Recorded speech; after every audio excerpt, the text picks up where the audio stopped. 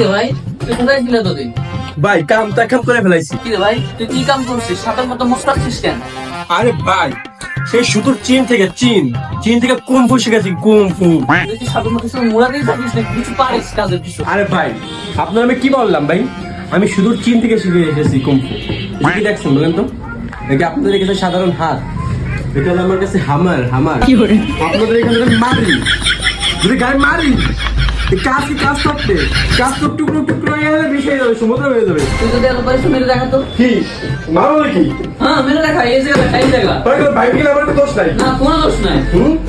দিলাম কিন্তু দিলাম। ভালো না তো, কি করলি?